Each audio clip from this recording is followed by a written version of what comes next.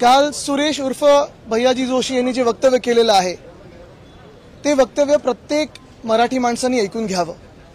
कारण एकंदर आपण भाजपची गेल्या काही वर्षांमध्ये भूमिका पाहिली तर महाराष्ट्राचा अपमान, महाराष्ट्राच्या महापुरुषांचा अपमान, मराठी भाषेचा अपमान हे सातत्याने करत आलेले आहेत। आत्ताच मी ऐकत होतो खूप निवडणुकीच्या आधी वगैरे आणि लगेच नंतर अभिजात भाषेचा दर्जा आम्ही दिला असं फडणवीस साहेब आम्हाला सांगत होते। सगळीकडे त्यांनी सेलिब्रिटीना वगैरे ट्विट करायला लावलं, पण खरी परिस्थिती ही आहे आणि जे मी त्या दिवशी पण बोललो होतो की आपल्या राज्यामध्ये मराठी भाषा भवन जे मरीन ड्राईव्हला आपण करत होतो, आमच्या सरकारने करत होते, आम्ही महाविकास आघाडी म्हणून करत होतो, त्याला ह्या सरकारने स्थगिती दिलेली आहे।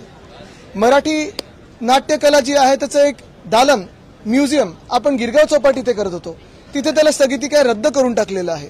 आणि एकंदर मग कोश्यारी असतील, कोरटकर असतील, सोलापूरकर असतील, आपल्या महापुरुषांचा अपमान म्हणजे छत्रपती शिवरायांचा अपमान, महात्मा ज्योतिबा फुलेंचा अपमान, सावित्रीबाईंचा अपमान, हे सगळं आपण किती पाहायचं, किती सोसायचं हा आता विचार करण्याची वेळ आलेली आहे। एकंदर आता तुम्हाला कळलं असेल कालचं त्यांचं जे वक्तव्य होतं की घाटकोपरची भाषा ही गुजराती आहे, आज तुम्हाला कळलं असेल की बुलेट ट्रेन ही नेमकी ते का करत आहेत आणि कोणासाठी करत आहेत। आज ठामपणे ही वेळ आलेली, जसं तामिळनाडू सांगतं, केरळ सांगतं, आंध्र प्रदेश सांगतं की त्यांची भाषा जी आहे अभिमानाने सांगतात, होय आमच्याकडे लाखो लोक देशभरातून येतात, स्वप्न घेऊन येतात, नोकऱ्यांची स्वप्न असतात, कामं घेऊन येतात, मोठे झाले तिथे लोक, काही आपत्ती नाही।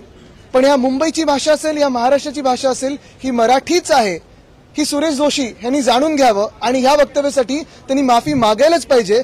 अन्यथा जसं अबू आझमीवर आम्ही कारवाई मागत आहोत, जशी कोरटकरवर मागत आहोत, सोलापूरकरवर मागत आहोत, तशी सुरेश जोशी यांच्यावर देखील म्हणजे भैयाजी जोशीवर देखील कारवाई ही झालीच पाहिजे। ह्याच्यावर आम्हाला महाराष्ट्राचे जे मुख्यमंत्री आहेत, जर ते खरोखर या मातीचे असतील, जर खरोखर महाराष्ट्राचे मुख्यमंत्री असतील आणि आपले हित बघत असतील, त्यांचं वक्तव्य काय, त्यांचं उत्तर काय ह्याची आम्हाला अपेक्षा आहे।